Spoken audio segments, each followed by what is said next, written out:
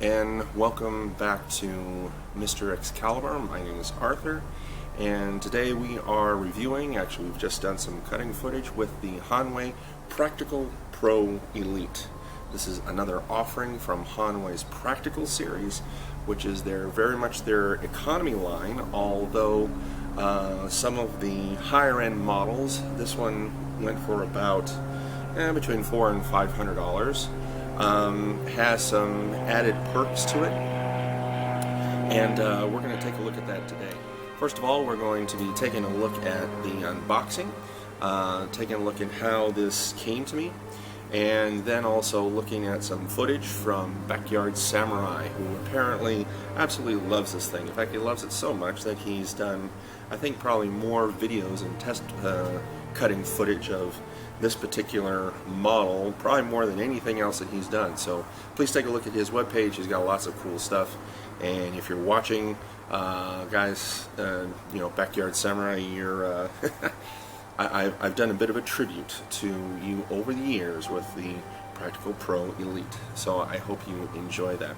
And then we're going to take a look at my own cutting that I actually just did with it, and then lastly wrapping up looking at some stats and then some overall opinions about the piece. So first of all, before we get into all that footage, I'm not a representative of Hanwei. I'm not working for them. I actually bought this with my own money. This is actually part of a series that I'm going to be doing on a couple, actually 3 different pieces from Hanwei, kind of getting an overview of a lot of their pieces. I've done a few before, but I'm doing kind of a straight run of them right now, and so just kind of keep that in mind. Also, I'm not a representative of any distributors of Hanwei products.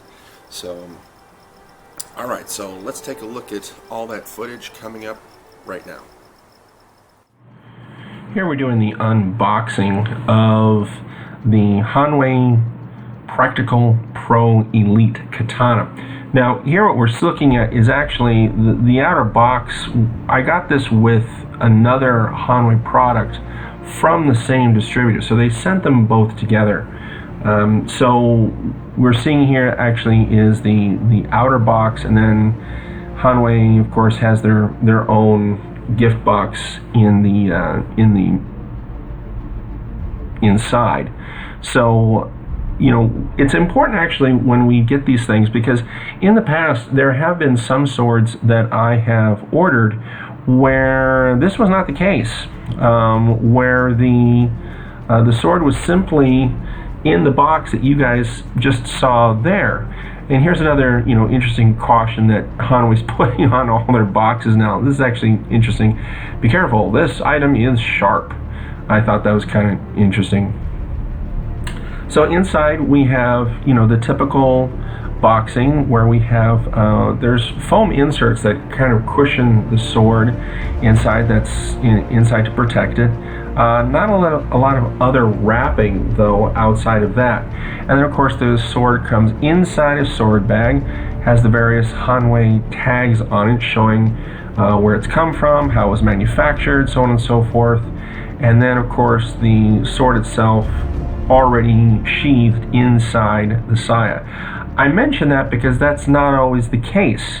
I have gotten katanas before where the katana is unsheathed and the blade is wrapped in some kind of plastic, preserving the lubricant that they've put on the blade in order to preserve it.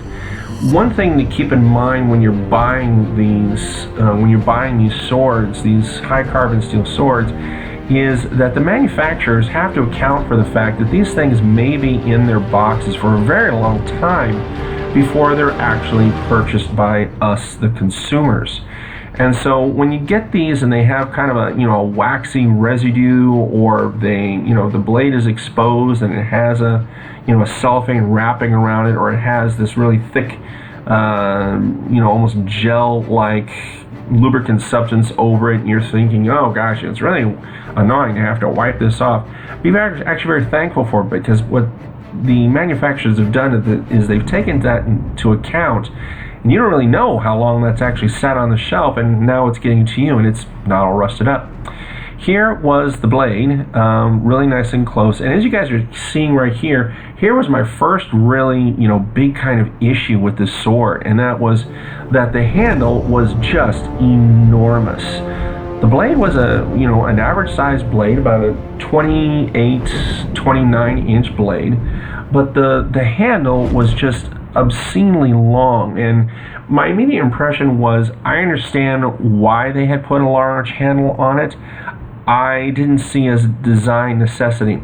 Now here was something that was very different about this sword. You'll notice that the saya did not come with a gift knot.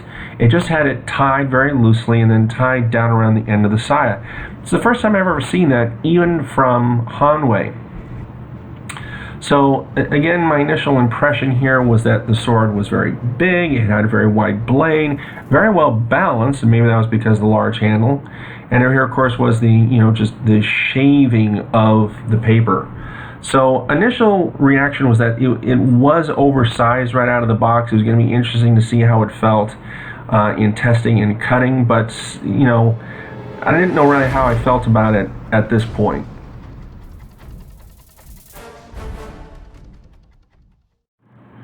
This is the footage that Backyard Samurai has put together over the last 4 years with the Practical Pro Elite. It's very obvious from all this that this was really a favorite of his. That or just something that really shows how well it cuts as far as backyard cutting. And over the next bit of footage here, he cuts everything from your soda bottles to that huge detergent bottle that he just sliced there, to little cardboard tubes, to just about everything that you can imagine being able to be cut with this thing. And I think one of the big things that he focused on in some of these videos was not just how this thing really was his favorite, I guess you consider, backyard cutter. He didn't do that much tatami mat cutting with it. In fact, I don't think he did hardly any in the footage that I've included here. These are bits and pieces from I don't know how many different videos that he did of the Practical Pro Elite. There were quite a few, and what I decided to do was I decided to take little clips from just about every single one of them, just to kind of communicate here the strength of this sword. As we saw in the unboxing, the blade is very broad. I mean, it really is a wide blade. It's made of 1055, which is an unusual steel to be used in these, and I'll get more into that when we get into my cutting footage. But I mean, take a look at that. I mean, he just cuts through these really heavy jugs. Now, another little bit of information that he includes while he's cutting through some of the stuff is actually some pretty good bits of guidance, and that is, be aware that when you're doing stuff like this, for those of you watching this video, or this is one of my videos that you've watched, this is the first one of my videos that you've watched, one of the things that Backyard Samurai did a really good job in covering in a couple of these videos was to make mention of the fact, be careful, about making sure that you clean these swords after you cut through these bottles. Now, you may think that these things are indestructible, that you can cut through any of these bottles, but one of the things that he points out is what was in these bottles before you fill them up with water.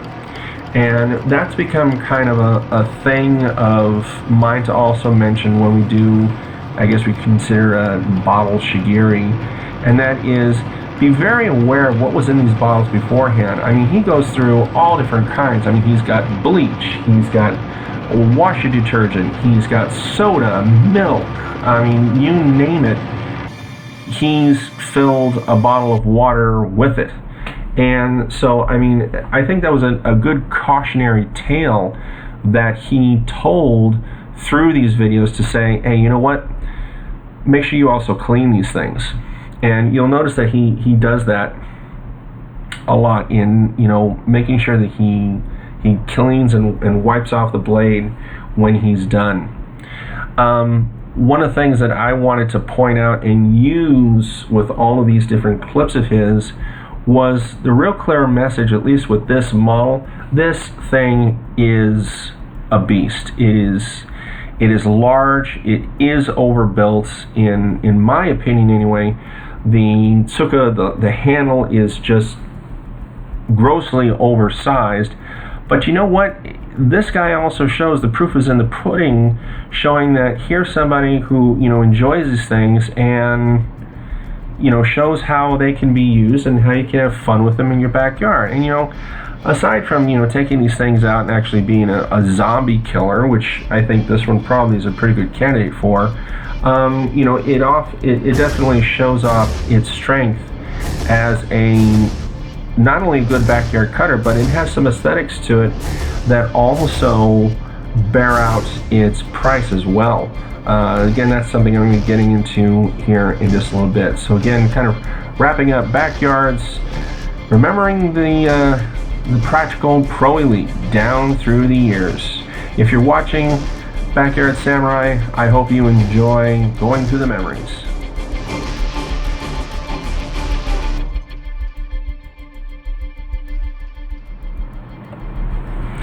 Here is the Mountaineer Samurai and the footage that he created of the Practical Pro Elite, and it's very similar, showing it just how easy it is to hack through a lot of just kind of backyard material. He cut through some water bottles, goes through the milk cartons and all that kind of stuff. Does a nice cut there where it's so sharp it remains static on the post. There gets another nice cut to it. Aha, swinging the leg around. This sword shows in all this footage that I've included here, and that is, it really is, it's a beast. This thing has an incredibly wide blade, but at the same time, it's not prohibitively wide. I mean, we're not talking about something like a warrior katana from Cold Steel or something, unnecessarily wide. Now, the other thing that makes this thing really a beast is that it is a solid bladed katana. There's no bohea on this thing, so the steel they've got is solid, and it makes it really that much better of a cutter as far as this is concerned. The interesting thing is, when looking for footage out on the internet, I found very, very, very little footage of this actually being used on tamashigiri mats, and I'll delve a little bit more as to perhaps the reason why when we get into my footage, which is, by the way, coming up next.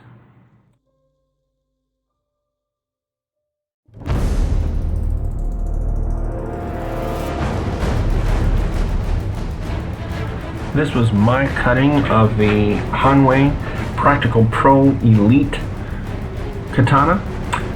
One of the things I wanted to start right off with by talking about was just my experience handling wise. You guys have already seen in the previous two kind of groups of clips what this thing can do, and I'll show it here as well. It cuts through the bottles like it's a laser sword, and it does a fine job of doing all that, but I want to talk about its handling. And actually, perhaps one of the reasons why, when looking for some footage to include in my videos, I couldn't find any that really showed any footage of any tamashigiri. In other words, footage of it going through tatami mats. It was all cutting through water bottles, and yeah, that's the majority of stuff out there on the internet. That's true. I won't disregard that, but it is also true that I couldn't find anything that shows it going through tatami mats, and I think I know the reason why, and that is the way I was handling it here, now mind you, my technique is far from the best, nowhere near, and I am not an expert on how to handle a katana. I have experience with swords, but overall, though, my experience was that the handle, the tsuka, which is almost 15 inches long, was extremely cumbersome. Now you guys can see how I'm just able to fillet here these water bottles, in that they're just, to a blade that's this heavy and that's this well done, it just, you're actually getting quite a bit of mileage out of some of these water bottles if you do it. But anyway, back to what I was saying, I think the reason why it probably is not being demonstrated as far as being used on tatami mats is because it's not a very good one to use a lot of the standard techniques that are used when using a katana, and I think that's primarily because of how long the handle is. I could be wrong. In fact, for those of you listening and wanting to comment and listening saying, oh gosh, he is so way off in here, please include that, because I may be. But I know for me, when I was handling this, I found myself going, okay, someone with proper technique has got to find this somewhat cumbersome to have to negotiate such a large tsuka on the end of this sword and still be able to demonstrate, good technique. Because, I mean, this thing, it's going to get in your way. And that's something that I found true. And the other thing that I found here, now just kind of stopping for a minute, that gives you an idea of just how sharp the thing was. Fillet just the top of this thing off, and I got some pretty good rings off this thing. It's 1, 2, 3, 4. Do I do another one? Yeah, 5. Got 5 rings off the thing. I don't know if they were full rings, but got pretty close. So yeah, here's the empty water bottle, and I decided to put it way up there on the stand. But back to what I was saying. I think the sword is as solid as any Hanwei swords are built. They have that record for being a very solid build. That's been my experience. I've had several of them now, and not a single one has ever come where it's loose. Now that is what happens when your edge alignment sucks. Even with a sharp sword like this, that water bottle bounced. Now here's what happens when you do it right. Whack, the top comes right off. So even with a sword like this, bad edge alignment, it's still going to not do very well. So let that be a lesson to you. An example of just how good I am not when it comes to cutting these things. But here was the empty bottle test. Now I don't know if you could tell, but yeah, take a look at that. It cut it right in half. It cut the top right off. That was an empty water bottle, and it did that. So it was pretty impressive how sharp the thing was. So if you're wondering about, well, what can I really do with this in the backyard, this all should be a pretty good testament as to what exactly that is. So overall, my impression was that this thing really is overbuilt. It's designed for just heavy cutting in the backyard. I wouldn't recommend it for someone looking at it as their first sword to be doing something in the dojo or with tamashigiri. I think the design of the sword is just a little off. Now to give you an idea, look how far this thing went. Now those are 2 heavy duty moving boxes that have been plied together, and that's how far down the thing went. It's pretty significant. Now, regardless of how the sword does, it's still made of high carbon steel. There may be other elements that have been added to it, and you look at the various different, steels that they are using, these are all standard steels. In other words, Hanwei isn't smelting their own steel in order to make these swords. Not at this price point, not yet. And with that in mind, you have to keep in mind that it is a high carbon steel, and regardless of what you're plowing through, if you use any kind of liquid, whatever it is, that leaves a residue, and you need to be able to wipe it off. I use WD-40 because it does that. It does act some as a cleaner and as a lubricant, but you need to do that, otherwise you wind up with a rusty mess and you wind up wasting all your money, and you want to have these to play with on yet another day.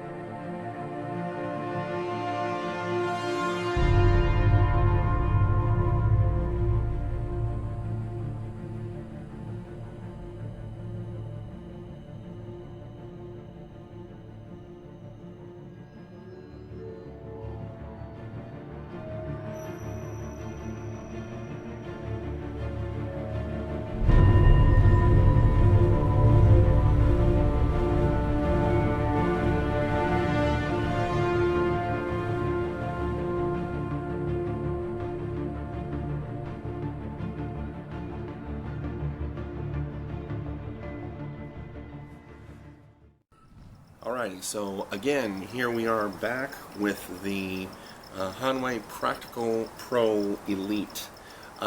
This sword was a beast, and